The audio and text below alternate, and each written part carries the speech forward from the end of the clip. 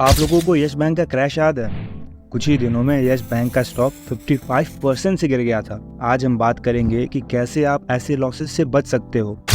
ऐसे कौन से की पॉइंट हैं जो आपको ध्यान में रखने चाहिए किसी भी बैंकिंग स्टॉक पे इन्वेस्ट करने से पहले।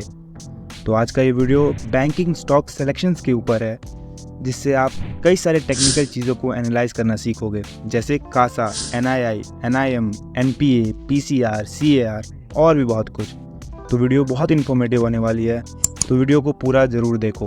वीडियो स्टार्ट करने से पहले आपको ये समझना चाहिए why to invest in banking stock. देखिए, कोई भी कंट्री की ग्रोथ उसके बैंकिंग सेक्टर के ग्रोथ के प्रोपोर्शनल होती है। आपको कोई ऐसी कंट्री नहीं दिखेगी जो ग्रो कर रही हो और उसका बैंकिंग सेक्टर ग्रो ना कर रहा हो।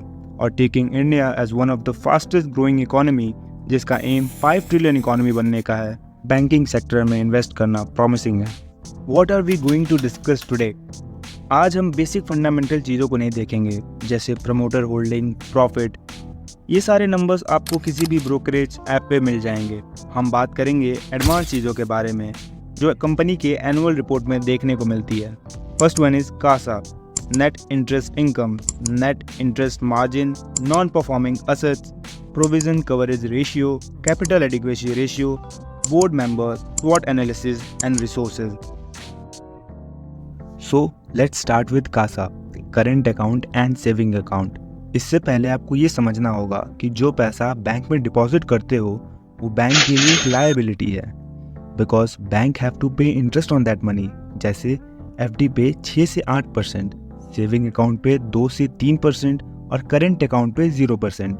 सो बैंक के पास करेंट अकाउंट और सेविंग अकाउंट में जितना ज़्यादा पैसा होगा, बैंक को उतना ही कम इंटरेस्ट पे करना होगा।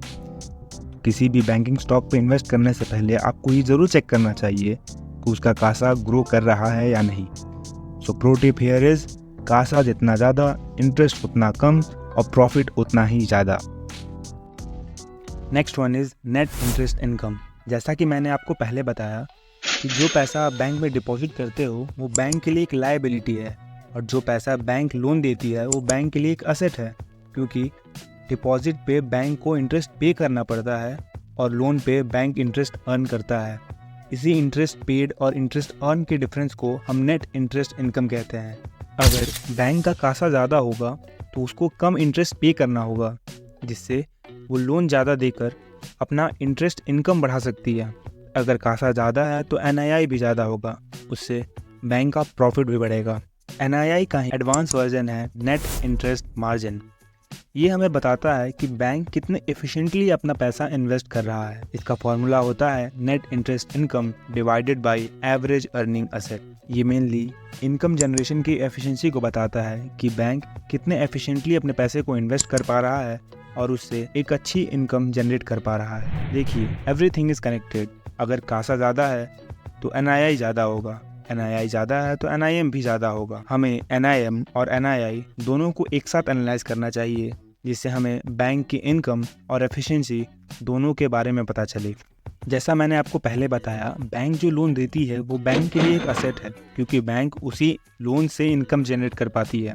पर मान लीजिए किसी ने इंटरेस्ट या प्रिंसिपल अमाउंट देने से डिफ़ॉल्ट कर दिया, तब बैंक के लिए वो लोन प्रॉफिटेबल नहीं रहा, इसीलिए बैंक के लिए वो लोन एक नॉन परफॉर्मिंग असेट बन गया। एनपीए बैंक की अर्निंग और प्रॉफिट दोनों पे नेगेटिव इम्पैक्ट डालता है।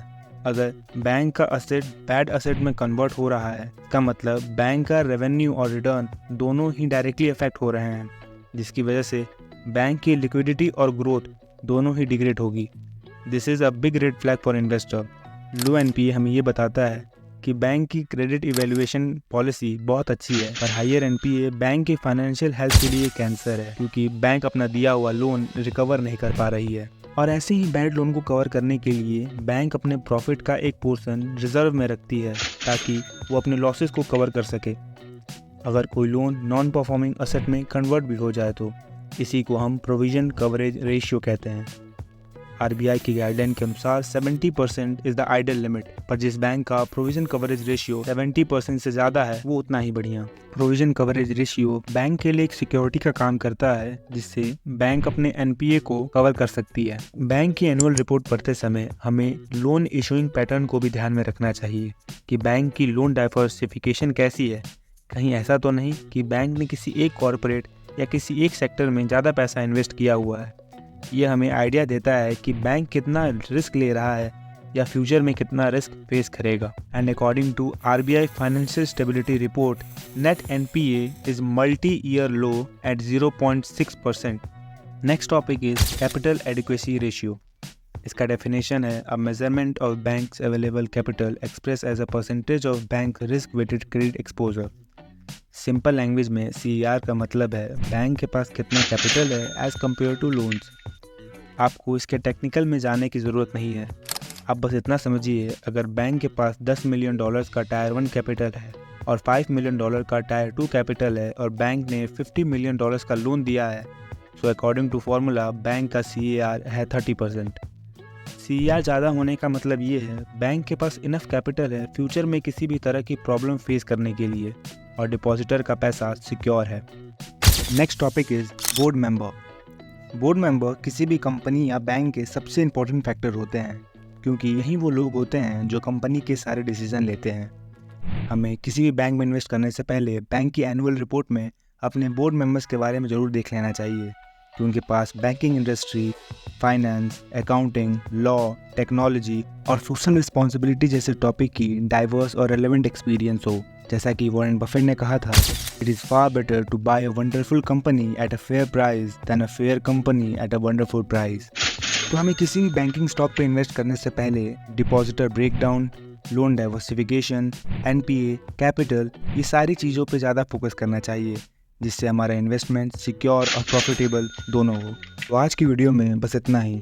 अगर आपको ये वीडियो इन्फॉर्मेटिव लगी हो तो चैनल को सब्सक्राइब जरूर करिएगा और वीडियो को लाइक और शेयर करिएगा।